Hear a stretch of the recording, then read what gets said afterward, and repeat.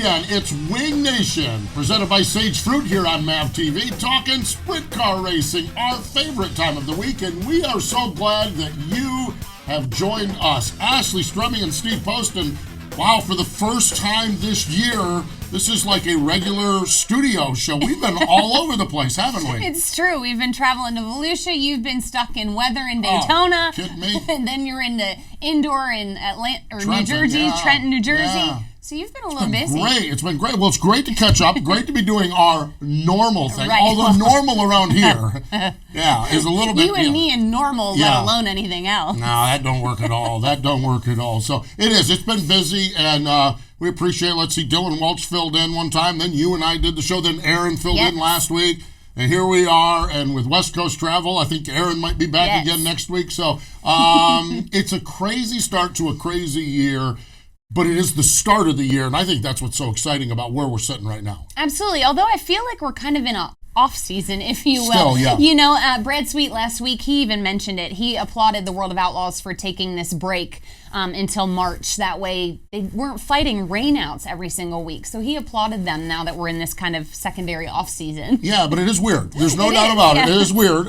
They did get racing in Pennsylvania last week. Absolutely. Oh my gosh, did they All get is racing. right in the world. Yes, and the whole state of Pennsylvania was in attendance, I believe, and part of New Jersey, New York, Maryland, and West Virginia. Holy cow. That crowd at the fabulous Lincoln Speedway. But it is great to be back. We're going to talk to one of our favorites who had a quiet year last year. We didn't talk to him, but Seth Bergman. He's back with a new deal and a new plan. We're going to talk to him. Now, we talk about the end of the season here, this side of the equator. Right. The other side of the equator, down in Australia, they are in the sad portion because they are wrapping it up. It was Perth Motorplex. It was the World Series Sprint Car finale. The announcer's Ben Bishop on Speed Shift TV. With such a cute accent. Yes, Sorry. exactly. Oh, that's right. You with the accents. Well, check this one out. Corey Eliason's the race leader. James McFadden on the last lap put the big move on him. It's our Dryden Diesel all death-defying move of the week. And now for the Dryden death-defying move of the week, where one driver simply amazes us with their on-track moves. He's got second locked in. He's going to have to try something at the top as he rounds up on the outside. Doesn't have the drive. Out of two. But does he have it out of four? McFadden steals the win on the line. That death-defying move was brought to you by Dryden Diesel All Death, the official DEF of the World of Outlaws and wheelmen everywhere. Visit Dryden.com for more information.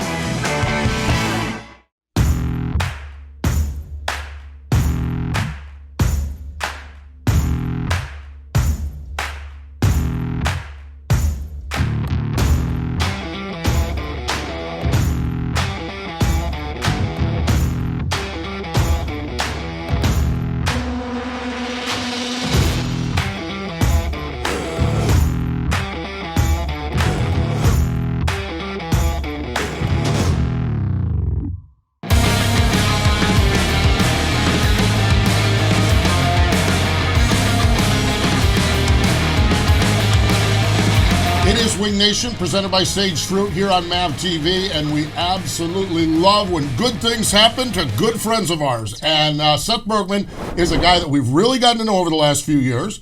And then last year, we didn't hear much from him. But this year, it looks like we're going to hear some more from him. He joins us on the Hercules Tires hotline. Seth, welcome back to Wing Nation. How you doing, man?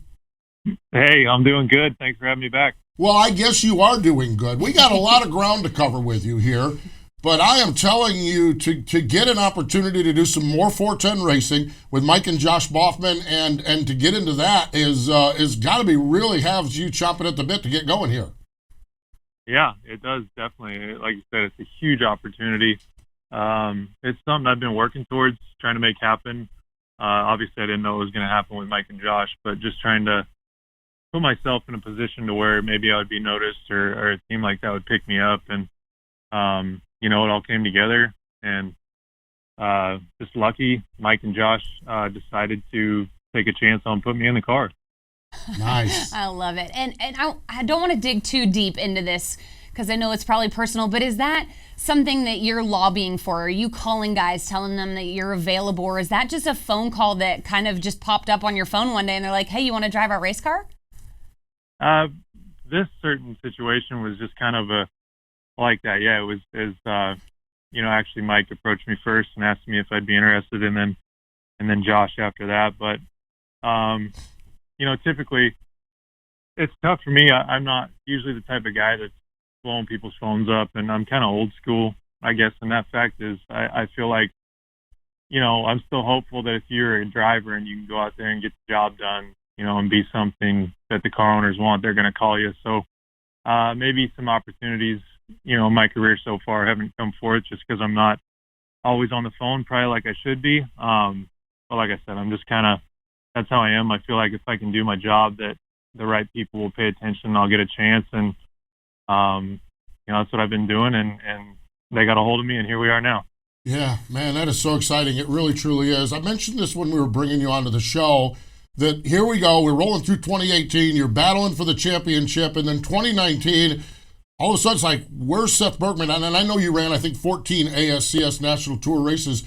But last year, what changed? What took you? You ran more in the state of Washington, back up home at Skagit and Cottage Grove and places like that.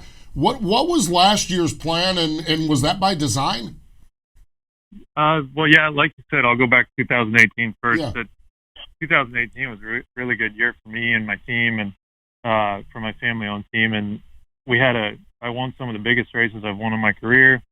And we were back and forth with Sam Hafferty all year for the championship, and we just fell short right at the end of the year of winning the championship. And I ended up running second to him. And I think a lot of people expect me to come back and probably win the championship the next year, and I did too. But as the off season went on and 2019 approached, I just felt like we weren't going to be able to put a team together that was going to be, a caliber of team that we could win the championship with. And I've done it long enough now to where I feel like if I'm going to beat my head against the wall and not have the equipment or the team there to maybe get the job done on that end, that it was maybe something I needed to take a step back from for a year and try to put some things together to where I could either come back and try to run for the championship again in 2020 or try to make something else happen. So that was the direction I went. I felt like I was more than capable of going out and winning the championship. It was just about building the team, to where it was at a point to where it was there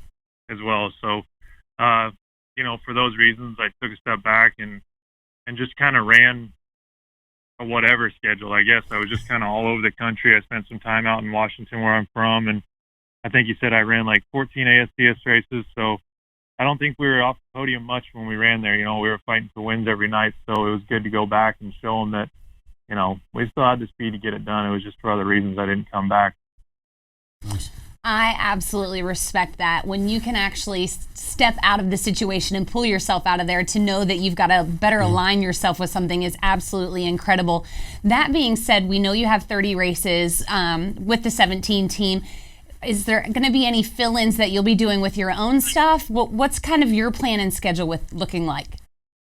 Well, first and foremost, for me, I'm putting this opportunity ahead of everything else. I want to represent these guys well and carry on their winning ways. So, we talked about 30 races, kind of guaranteed.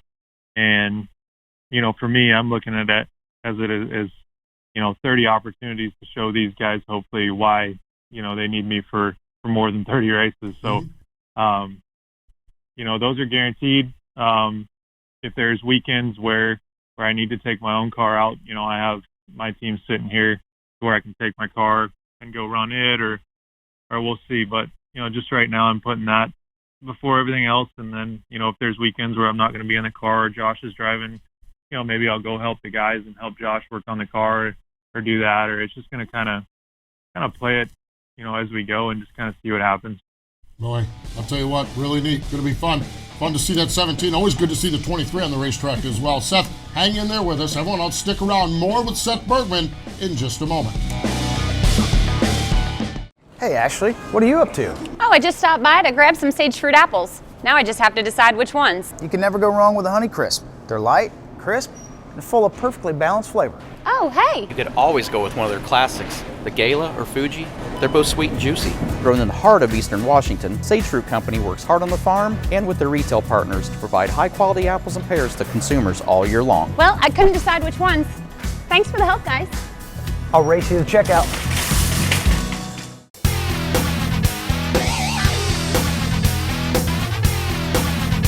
We are chatting with Seth Bergman on the Hercules Tire Hotline. It is Wing Nation, presented by Sage Fruit here on MAV TV. And we've had a lot of fun over the years talking with Seth and about life. And we talked a lot about the racing in the first segment. Come off the racetrack, though, because one of the things we learned about Seth a couple of years ago is he rescued a dog named Lucky. Okay, is everything good with Lucky? Everything good with Lucky and the family and everyone? Oh, yeah, everything on the home front is good. I'm living in Owasso, Oklahoma now, and yeah, like you said, Lucky. He was a stray that we picked up in a Walmart parking lot doing maintenance on a sprint car. So Lucky's a racing dog, and he's at the house here now living the good life. Nice. That is nice. I love it. Yeah. So cool.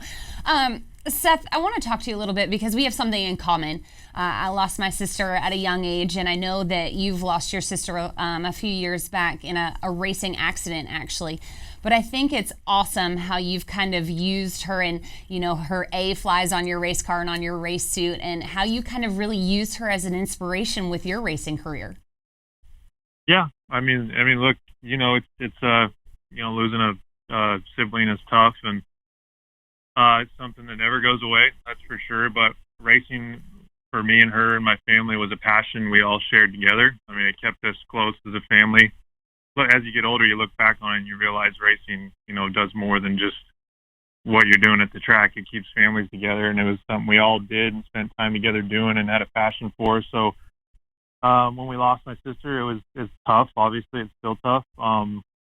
But going forward, as I was already racing, and so is she. So just carried on, and I still carry on in her honor. There's definitely not a time that I go to the track that she's not on my mind. And yeah, you said I carry the A on the car, and I carry some things on my suits and stuff, and just constant reminder. And a lot of things I do is looking at her and hopefully making her proud and carrying the tradition on. And we were like I said, passionate about racing. We were a racing family, so it's just tough for something like that. It's just probably not going to pull me away from the sport. So I just chose to go forward and try to, racing Delta's pretty hand there, and going forward, try to get the better part out of racing. I've got to ask this, and this is where I think you race car drivers are better, more focused, just so much passion about it. Was there any consideration of not racing, or was that even not part of the equation as you dealt the aftermath? Yeah, I mean, naturally, it's human nature. I mean, you got certain things that roll through your mind and still do, but I don't know. It's just one of them things. What are you going to do? You're going to be afraid, you know what I mean? And and just kind of live that way the rest of your life, or are you going to take chances and pursue dreams, and are you going to live like that? So you just get older and you make a choice, how you're going to live, and that's what you're going to do. So, but yeah, to answer your question, I mean, natural thought process and thoughts roll through your mind. It's just how you take them in, and how you put yourself back out into the world. Absolutely incredible. I got chills. That's incredible. Really is. It's cool because I know that she's got to be smiling pretty big on this one, knowing that you finally solidified what you want to do. She was a heck of a racer. She was, when we were younger, she was better than I was, and she had a lot of natural talent. And so going forward, you definitely want to win. And she was a butt kicker, so she's not going to want to look down and see me getting my butt kicked and losing races. So it's a motivation to make our family proud and do something good for our last name, and carry on the competitive nature of her and my dad and everybody else in our family that's raced. So yeah, it's an honor to carry forward and keep myself competitive and give her a reason to smile down. Oh, man, that is beautiful stuff. It really, truly is, Seth. Now let's forward into your family. Since the last time we talked to you, a young man by the name of Miller has arrived on the scene, I think July of last year. What's it like now having two kids, and what's it like having a boy now for you? Yeah, it's different. We call him Millie. Okay. Millie's here now, and it's good. It's so cool to see the difference between kids. We had one, and it was a big change in life, and it was cool to see how my daughter's grown, and she's 3 years old now. But it's cool to see the difference between the kids. You get used to a child growing up one way and kind of the way she is, and now my son's here, and you can see him grow and just, he's different, has certain things about him that are a lot different and cool. So it brings a different dynamic, that's for sure. You're chasing 2 kids around now instead of 1, so things get pretty hectic. So cool. That's what I love when you see the families at the racetrack and they've got the kids with them. Obviously, year 2 now. I mean, is there a future there in that racing family continuing? I mean, obviously, if Dad's racing, they have a little bit of interest. Obviously, Millie has yet to learn what's going on, but your daughter, Addison, she probably has to understand. Yeah, she does for sure. I mean, I don't know. It's like I said, it's been in my family for a long time. It's not just something that I decided I want to do. It's my dad's done it. My sister did it. My mom's been around her whole life. My grandpa was into the racing, so I would think naturally, probably going forward, they're going to want something to do with it at some point. But she's always asking, when are we going racing, and pointing at pictures of race cars, and she's picked up now which one's Dad's race car, and she follows. So she's definitely into it, and you can just tell by the look in my son's eye, he's probably going to be a little racer too. So, but honestly, we got her in dance classes now and stuff, and as a dad, it's like, man, I hope you just go down that route or do something like that would make me proud too. And then, my son, I like to play a lot of golf, so it's maybe something you take him with me golfing or something. Say, hey, maybe you should go play some golf and do something that's probably more enjoyable at times, and maybe as a parent a little less dangerous. I am sure. Seth, I'm telling you, it's always a pleasure to chat with you. We can't wait to see what happens. You start this weekend with the Lucas Oil ASCS National Tour out at Canyon in Arizona, and then roll up into California, and then on into some 410 racing. First off, congratulations on the ride, and we wish you the best. Thanks so much again for joining us here on Wing Nation. Yeah, I appreciate it. I just got to give a shout out real quick to the Bosmans and their team. They've assembled quite a team, and like I said, I'm very lucky. They've chose me, given me the opportunity to do this. I feel lucky, and I'm just ready to get the job done on my end. They've put a group of guys together. It's a good group of guys. They have a good team, and just getting to know Mike and Josh so far, they're great people and passionate about winning. So yeah, like I said, just looking forward to carrying on the winning ways those guys do, and being a great addition to their team. Seth Bergman, wow, what a story, joining us on the Hercules Tire Hotline. We need to step away because your story is coming up next. Our Tweet Your Seat Tweets of the Week.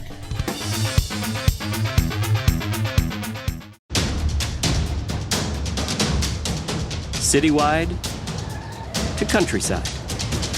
Whatever you drive, wherever you go. Hercules Tires has the value, selection, and industry-leading protection to get you there, no matter where the road takes you. Hercules Tires. Ride on our strength.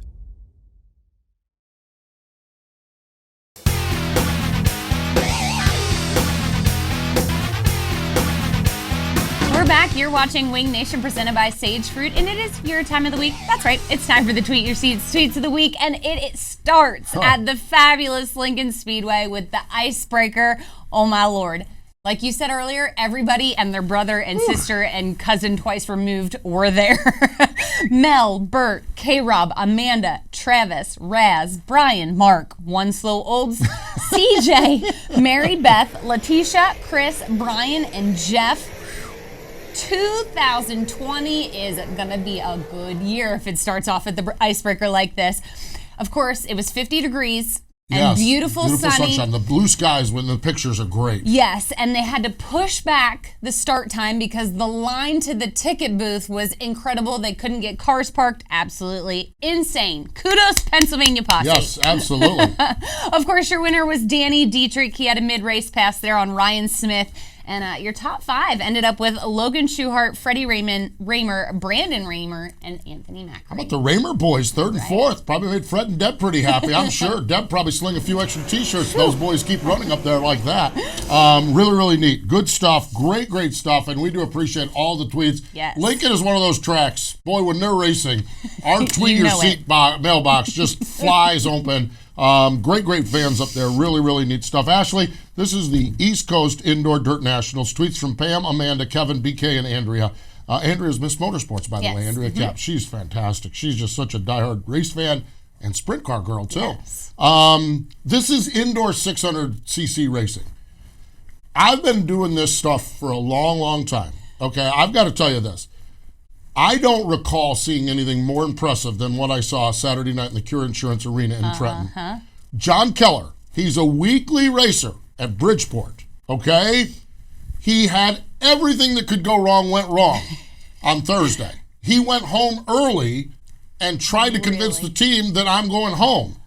They told him no. He came out to the track on Friday morning and in practice flipped the car. Oh, gosh. So that put him next to last in the E-Main. He raced forward and forward and forward. The B-Main, it was a last lap pass for the final transfer spot. He started last in the A-Main. With 2 laps to go, he raced around Eric Rudolph and won the A-Main from the E. I know. I'm like, I watched it. Goosebumps. So impressive. And this was a loaded field of there was 3 different winners from the Tulsa shootout in this field, and he drove by every one of them. Really, really cool stuff. So John Keller, really good. East Coast Indoor Dirt Nationals. Right. Well, now we're taking it down under, mate, to Australia. The Perth Motorplex. The suite comes from Wayne. It's the 4-wide salute. Earlier we showed you it was James McFadden with that incredible pass. He won the race and the World Series championship. I love these two. Okay, Rob Erickson. Look at his son's outlaw cart here. We're 2 months out. That kid looks like he's ready to go out and whoop somebody right now. It's true. That is really, really cool. So, Rob, we appreciate it. We love the kids, love the outlaw carts. So, really, really neat stuff as well. And last but certainly not least, Donnie Schatz tweeted. Now, this is Danny's MRN hat. Incredible. They were trying to get in cabinets. It was in the way, so they just smacked that baby right off the Took the lip right off the cap. So great to see this. As we know, Danny's been dealing with cancer, so great to see it. This is fun, Donnie Schatz. Tweeting this, and by the way, I think there's some more MRN gear. I think Beersy is sending some more MRN gear. This hat actually has a brim that they'll get. So we love it. Thanks so much to Donnie and everyone else for your tweets. We love seeing what's going on in your world. Stay with us. More Wing Nation in just a moment. Hey, Ashley, what are you up to? Oh, I just stopped by to grab some sage fruit apples. Now I just have to decide which ones. You can never go wrong with a Honeycrisp. They're light, crisp, and full of perfectly balanced flavor. Oh, hey. You could always go with one of their classics, the Gala or Fuji. They're both sweet and juicy. Grown in the heart of Eastern Washington, Sage Fruit Company works hard on the farm and with their retail partners to provide high-quality apples and pears to consumers all year long. Well, I couldn't decide which ones. Thanks for the help, guys. I'll race you to checkout. We are so glad you joined us. It is Wing Nation presented by Sage Fruit. So much fun talking to Seth Bergman, getting back here with racing, with the tweets. We're at the end of February, which means March, which means March more Madness. racing. Yes, ASCS is going to California. World of Outlaws, they're going to get to Texas in a few weeks and over to Phoenix and then up to California.